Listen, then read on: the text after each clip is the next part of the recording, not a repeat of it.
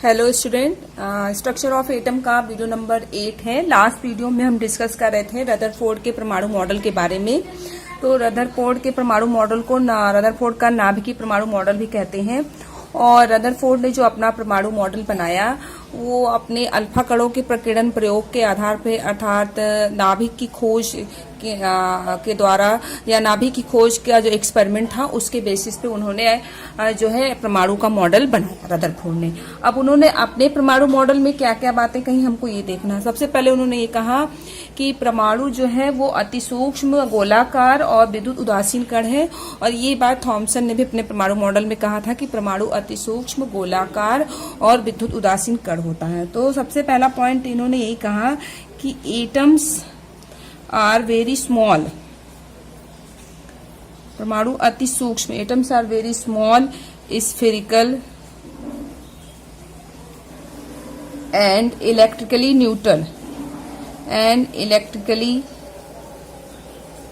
Neutral particle. मतलब परमाणु जो है वो बहुत ही सूक्ष्म, अति सूक्ष्म, गोलाकार और विद्युत उदासीन कण है।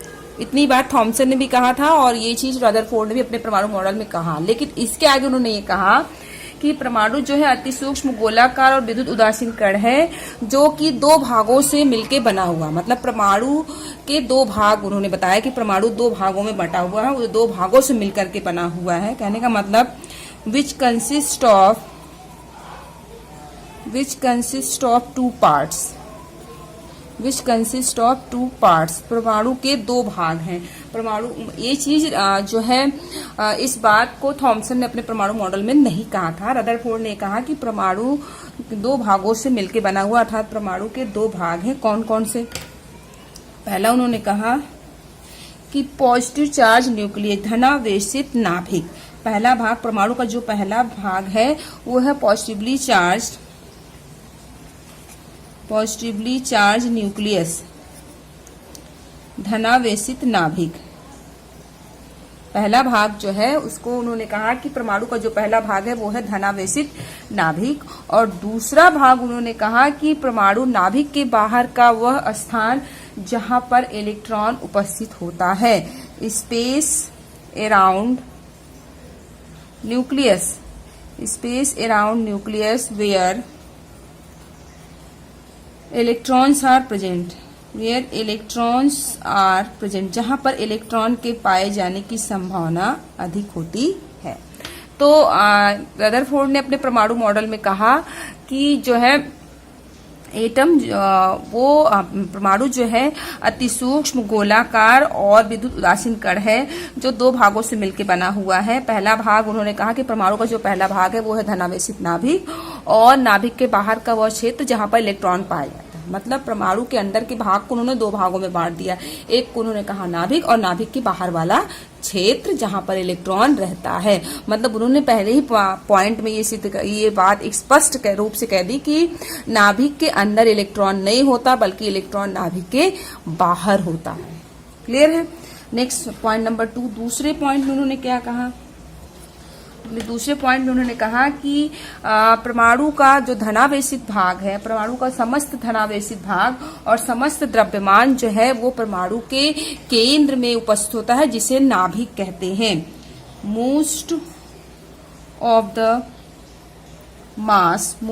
Mass and all the positive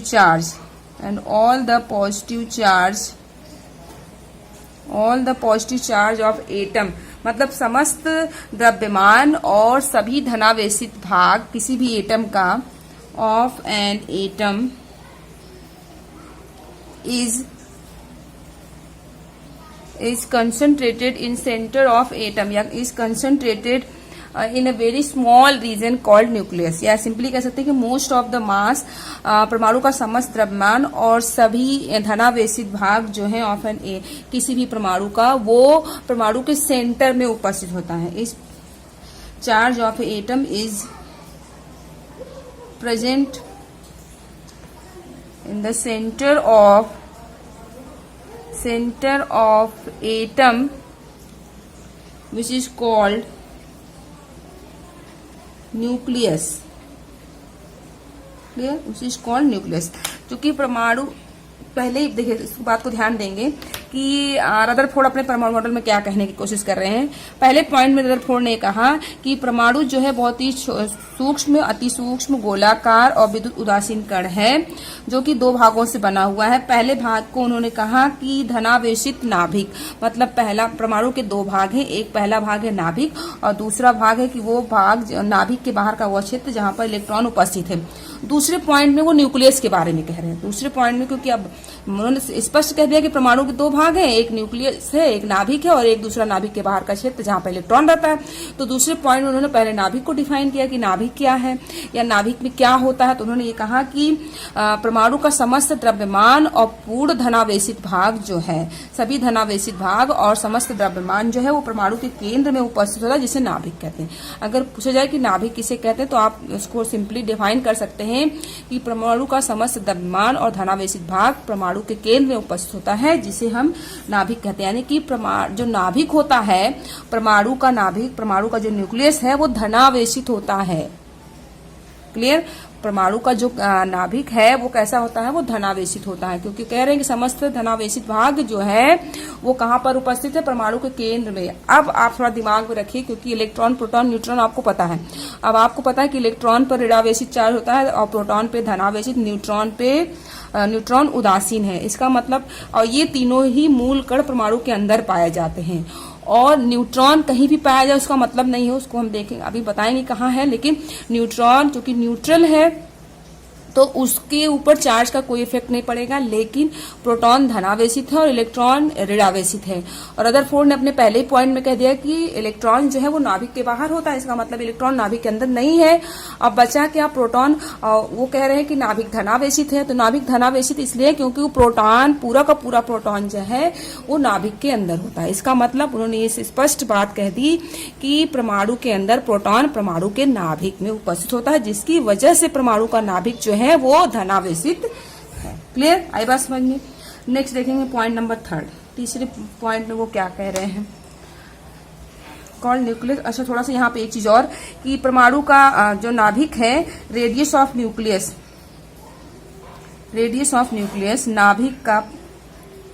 नाभिक की त्रिज्या जो है वो कितनी होती है, 10⁻13 से 10⁻12 सेंटीमीटर होती है। क्लियर, परमाणु के नाभिक की त्रिज्या 10⁻13 से 10⁻12 सेंटीमीटर होती है। और इसी में एंड, जबकि परमाणु का जो रेडियस होता है, परमाणु की त्रिज्या, radius of atom is 10⁻8 centimetre, जबकि परमाणु की जो त्रिज्या होती है वो 10⁻8 सेंटीमीटर होती है।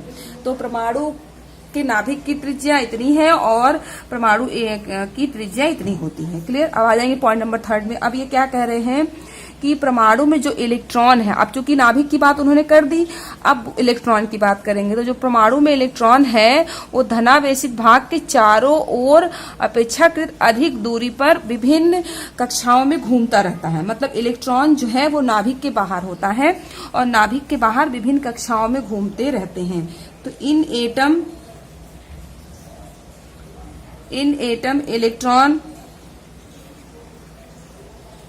electrons are revolving around nucleus।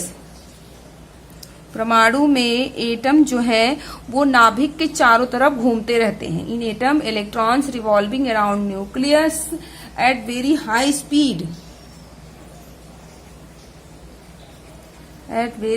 Speeds in circular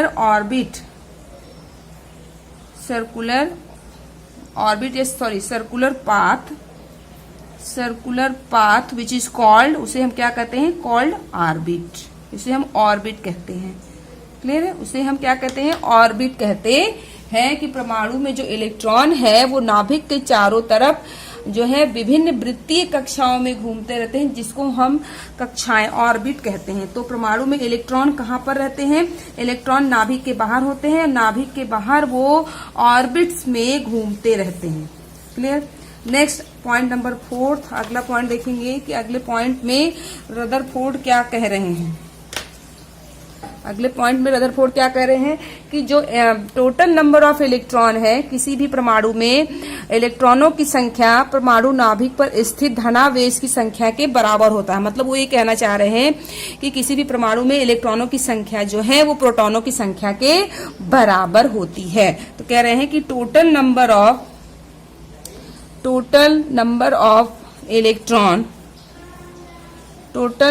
of electrons in atom is equal to the total positive charge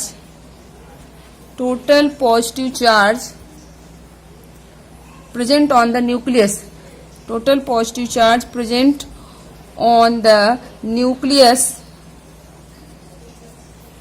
so that atom is electrically neutral. इसलिए एटम जो होता है वो विद्युत उदासीन, पहले ही पॉइंट में कहा था, रदरफोर्ड ने कहा और थॉमसन ने भी कहा कि परमाणु जो है विद्युत उदासीन कण है, उसके ऊपर कोई आवेश नहीं होता। उस बात को रदरफोर्ड यहाँ पर कह रहे हैं कि परमाणु में इलेक्ट्रॉनों की संख्या जो होती है वो परमाणु नाभिक पर उपस्थित धनावेश की संख्या के बराबर। अब परमाणु नाभिक पे धनावेश किसका होता है? प्रोटॉन का। इसका मतलब रदरफोर्ड कह रहे हैं कि परमाणु में इलेक्ट्रॉनों की संख्या जो होती है प्रोटॉनों की संख्या के बराबर होती है। यही कहने का मतलब सिंपल से है कि निगेटिव आवेश की संख्या और पॉजिटिव आवेश की संख्या बराबर होती है। इसलिए जो परमाणु होता है वो इलेक्ट्रिकली न्यूट्रल, विद्युत उदासीन होता है। सिंपली आप यहां पर कह सकते हैं कि number of electron in an atom, या किसी भी एलिमेंट में इलेक्ट्रॉनों की संख्या, number of electron is equal to number of proton present in nucleus. तो जब नंबर ऑफ इलेक्ट्रॉन और नंबर ऑफ प्रोटॉन इक्वल होंगे, बराबर होते हैं, इस वजह से जो एटम होता है, एटम हमारा न्यूट्रल होता है। क्योंकि एटम में 3 मूल कण उपस्थित है, इलेक्ट्रॉन, प्रोटॉन और न्यूट्रॉन। न्यूट्रॉन न्यूट्रल है, न्यूट्रॉन पे कोई चार्ज नहीं होता है। चार्ज किस पे डिपेंड कर रहा है? इलेक्ट्रॉन और प्रोटॉन पे। और यदि इलेक्ट्रॉनों और प्रोटॉनों की संख्या बराबर होगी तो जाहिर सी बात है कि एटम न्यूट्रल होगा। क्लियर? नेक्स्ट अगले पॉइंट में अब क्या कह रहे हैं, तो रदरफोर्ड अपने नेक्स्ट पॉइंट में कह रहे हैं कि जो इलेक्ट्रॉन है, इलेक्ट्रॉन पर धनावेशित नाभिक, मतलब अब देखिए सिंपल सी आप इसको सिंपली समझने की कोशिश करेंगे। इलेक्ट्रॉन पे ऋणावेश है और नाभिक के अंदर क्या उपस्थित है? प्रोटॉन। तो नाभिक कैसा हो गया? धनावेशित। नाभिक हमारा न्यूक्लियस धनावेशित हो गया और इलेक्ट्रॉन ऋणावेशित हो गया। जब पॉजिटिव निगेटिव है, धनावेशित और ऋणावेशित है, तो आपस में क्या होगा? इनके बीच में आकर्षण बल होगा। इसका मतलब नाभिक जो है, किसी भी एटम का न्यूक्लियस जो है वो इलेक्ट्रॉन को लगातार अपनी तरफ आकर्षित करता रहता है। तो जब नाभिक के द्वारा इलेक्ट्रॉन लगातार आकर्षित हो रहा है तो एक समय ऐसा आना चाहिए कि इलेक्ट्रॉन नाभिक के अंदर गिर जाना चाहिए और एटम जो है वो नष्ट हो जाना चाहिए, मतलब परमाणु एग्जिस्ट नहीं करना चाहिए। लेकिन वास्तव में ऐसा नहीं है। एटम पाया जाता है, एटम स्टेबल है। हमको पता है कि परमाणु स्थायी है और परमाणु का विघटन नहीं होता है। परमाणु स्थायी रूप से पाया गया है, परमाणु विघटित नहीं हो रहा है। इसका मतलब क्या हुआ भाई? अब सिंपली हम ये भी, रदरफोर्ड ये भी कह रहे हैं कि इलेक्ट्रॉनों की संख्या प्रोटॉनों की संख्या के बराबर है और इलेक्ट्रॉन पर जो है ऋणावेश है और प्रोटॉन पर धनावेश है और प्रोटॉन नाभिक के अंदर। इसका मतलब नाभिक धनावेशित है और नाभिक धनावेशित है, इलेक्ट्रॉन ऋणावेशित है। तो जाहिर सी बात है कि जो नाभिक है वो इलेक्ट्रॉन को अपनी तरफ खींचेगा, दोनों के बीच में आकर्षण बल लगेगा। तो इलेक्ट्रॉन को जो अपनी तरफ खींच रहा है तो इलेक्ट्रॉन को नाभिक के अंदर गिर जाना चाहिए, लेकिन इलेक्ट्रॉन नाभिक के अंदर नहीं गिरता है। क्यों? क्योंकि जो इलेक्ट्रॉन है वो नाभिक के बाहर एक जगह स्थिर नहीं है। कहने का मतलब ये है कि इलेक्ट्रॉन जो है वो नाभिक के बाहर विभिन्न वृत्तीय कक्षाओं में लगातार घूम रहा है और इलेक्ट्रॉन का विभिन्न वृत्तीय कक्षाओं में घूमने की वजह से, परिक्रमण की वजह से जो है अपकेंद्र बल उत्पन्न होता है, सेंट्रीफ्यूगल फोर्स उत्पन्न होता है। इलेक्ट्रॉन के द्वारा कौन सा फोर्स डेवलप होता है? That is centrifugal force. Centrifugal force जो कि सेंटर के अपोजिट में, केंद्र के विपरीत लगता है। तो इलेक्ट्रॉन इलेक्ट्रॉन के घूमने की वजह से, इलेक्ट्रॉन के वृत्तीय कक्षाओं में घूमने की वजह से जो है इलेक्ट्रॉन पर सेंट्रीफ्यूगल फोर्स अपकेंद्र बल उत्पन्न होता है, जो कि सेंटर के विपरीत लगता है, केंद्र के विपरीत यानी नाभिक के विपरीत लगता है। तो इधर से नाभिक इलेक्ट्रॉन को अपनी तरफ खींच रहा है और इलेक्ट्रॉन के परिक्रमण के कारण, इलेक्ट्रॉन के घूमने के कारण जो अपकेंद्र बल उत्पन्न हुआ वो इलेक्ट्रॉन को बाहर की तरफ खींच रहा है, इसलिए इलेक्ट्रॉन बीच में ही अटका रह जाता है। मतलब इलेक्ट्रॉन ना तो बाहर आ रहा है और ना ही जो है नाभिक के अंदर गिर रहा है। यही कारण है कि इलेक्ट्रॉन नाभिक के द्वारा आकर्षित होने के कारण भी या नाभिक के द्वारा आकर्षण बल लगने के कारण भी इलेक्ट्रॉन नाभिक के अंदर नहीं गिरता, क्योंकि इलेक्ट्रॉन के घूमने की वजह से, मतलब सिंपली आप दिमाग में रखिए कि इलेक्ट्रॉन जो है नाभिक के चारों तरफ घूम रहा है, इलेक्ट्रॉन के ऊपर ऋणावेश है, प्रोटॉन पर धनावेश है और प्रोटॉन नाभिक के अंदर। इसका मतलब नाभिक भी पॉजिटिवली चार्ज है, नाभिक भी धनावेशित है। तो नाभिक धनावेशित होने के कारण, इलेक्ट्रॉन ऋणावेशित होने के कारण नाभिक इलेक्ट्रॉन को खींचता है, लेकिन इलेक्ट्रॉन नहीं गिरता। क्यों? क्योंकि इलेक्ट्रॉन एक काम और कर रहा है। वो क्या कि इलेक्ट्रॉन नाभिक के बाहर जो है विभिन्न कक्षाओं में घूमता रहता है और इलेक्ट्रॉन के घूमने की वजह से अपकेंद्र बल उत्पन्न होता है, जो कि इलेक्ट्रॉन को केंद्र से विपरीत दिशा में खींचता है। तो इलेक्ट्रॉन के ऊपर दोनों तरह के फोर्स लग रहे हैं। कौन कौन से? एक आपका जो आकर्षण बल लग रहा है नाभिक के द्वारा, दूसरा अपकेंद्र बल लग रहा है। इस वजह से क्या होता है कि इलेक्ट्रॉन नाभिक के अंदर गिरता नहीं है और परमाणु नष्ट नहीं होता, परमाणु स्टेबल है, परमाणु स्थायी रूप से पाया जाता है। क्लियर? इसी चीज को जो है रदरफोर्ड ने अगले पॉइंट में कहा कि the electrostatic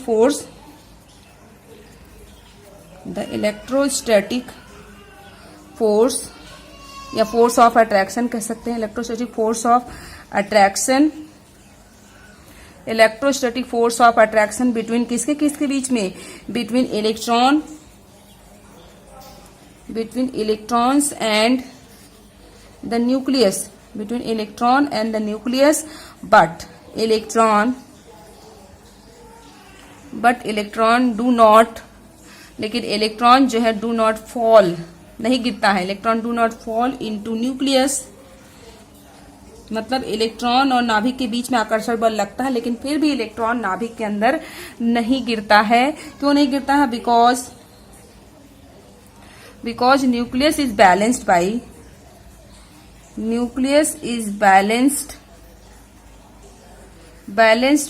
the centrifugal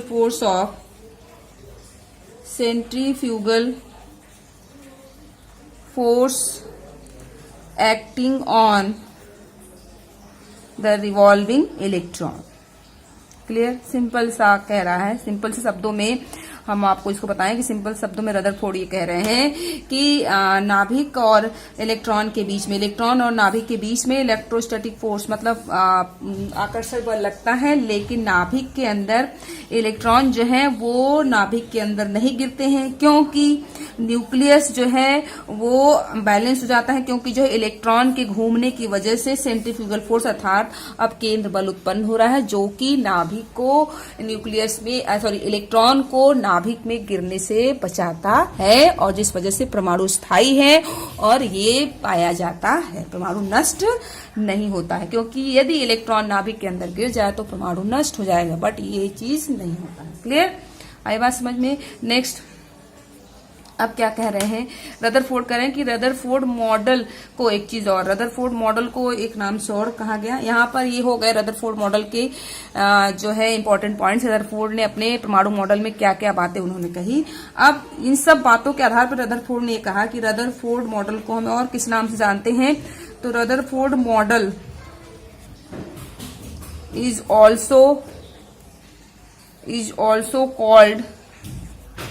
also called as solar and planetary model। Rutherford model को हम सोलर एंड प्लेनेटरी मॉडल भी कहते हैं। मतलब रदरफोर्ड मॉडल को हम जो है सौर या ग्रही मॉडल भी कहते हैं, क्योंकि जिस प्रकार से क्योंकि इस मॉडल में आप देखेंगे कि इलेक्ट्रॉन जो है नाभिक के चारों तरफ घूम रहा है, जिस प्रकार से सूर्य के चारों ओर ग्रह परिक्रमा या ग्रह सूर्य के चारों ओर घूमते रहते हैं, इसलिए इसकी तुलना की गई है जो है सौर और ग्रही मॉडल इसको कहा गया। मतलब सूर्य के चारों तरफ ग्रहों के घूमने से इलेक्ट्रॉन को नाभिक की तरफ, मतलब यहाँ पर जैसे सूर्य के चारों तरफ क्या घूम रहा है, ग्रह, तो सूर्य को मान लिया गया है न्यूक्लियस। यहाँ पर उन्होंने सूर्य को क्या मान लिया कि न्यूक्लियस को सूर्य की जगह पर रख दिया और जो है ग्रहों की जगह पर इलेक्ट्रॉन, यानी सूर्य के चारों तरफ ग्रह, उसी तरीके से नाभिक की जगह नाभिक के चारों तरफ इलेक्ट्रॉन घूम रहे हैं, इसलिए इस मॉडल को सौर और ग्रही मॉडल भी कहा जाता है। बट अब देखिए सारी चीजें हो गई कि रदरफोर्ड मॉडल में क्या बातें कही। रदरफोर्ड ने काफी हद तक परमाणु मॉडल को एक्सप्लेन कर दिया कि हाँ भाई परमाणु जो है सूक्ष्म है, गोलाकार, विद्युत उदासीन कण है। अब गोलाकार भी है और विद्युत उदासीन है। ये क्यों है सब बताया कि हाँ परमाणु क्यों विद्युत उदासीन होता है, क्योंकि इलेक्ट्रॉन और प्रोटॉन की संख्या बराबर है, मतलब जितने धनावेश उतने ऋण आवेश हैं, इक्वल है। और उन्होंने ये भी बता दिया कि नाभिक जो है परमाणु के अंदर केंद्र में उपस्थित होता है, समस्त द्रव्यमान और समस्त धनावेशित भाग नाभिक में उपस्थित हैं।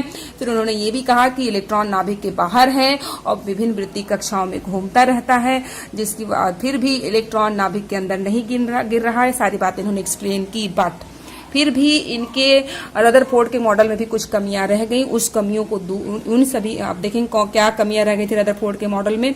तो रदरफोर्ड के मॉडल की कमियों को दूर करने के लिए एक नया मॉडल बनाया बोर ने, जिसे हम बोर का परमाणु मॉडल कहते हैं। तो पहले हम थोड़ा सा यहाँ पर डिस्कस कर लेंगे कि ड्रॉबैक्स ऑफ रदरफोर्ड मॉडल, कि रदरफोर्ड मॉडल में क्या कमियां थी जिसको कि बोर ने अपने परमाणु मॉडल में दूर किया। तो drawbacks of Rutherford model,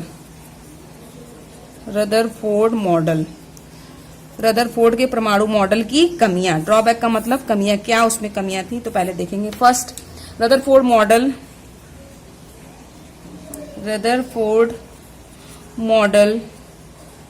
fail हो गया। कहां पर? Rutherford model failed to explain stability of atom, Rutherford का मॉडल जो है फेल हो गया परमाणु के स्थायित्व की व्याख्या करने में। परमाणु के स्थायित्व की व्याख्या करने में रदरफोर्ड का मॉडल फेल हो गया। क्लियर? आगे रदरफोर्ड का मॉडल और कहां पर फेल हुआ? It does not explain the distribution. बस उन्होंने कह दिया कि हाँ परमाणु में इलेक्ट्रॉन नाभिक के बाहर कक्षाओं में है, लेकिन किस तरीके से है नाभिक के बाहर इलेक्ट्रॉन, किस कक्षा में कितने इलेक्ट्रॉन होंगे, किस तरीके से उसका वितरण होगा, ये चीज एक्सप्लेन नहीं कर पाए। Distribution of electron around the nucleus.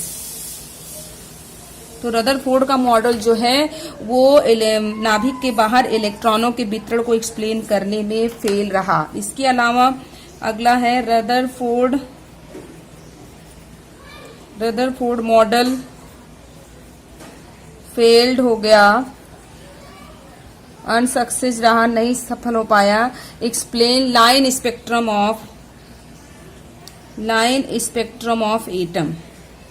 मतलब रदरफोर्ड का जो मॉडल था वो परमाणु के रेखीय स्पेक्ट्रम की व्याख्या करने में असफल रहा, इसलिए एक नया परमाणु मॉडल आया जिसे हम बोलते हैं बोर का परमाणु मॉडल, जिसको हम नेक्स्ट वीडियो में डिस्कस करेंगे, जिसे नील बोर ने दिया था।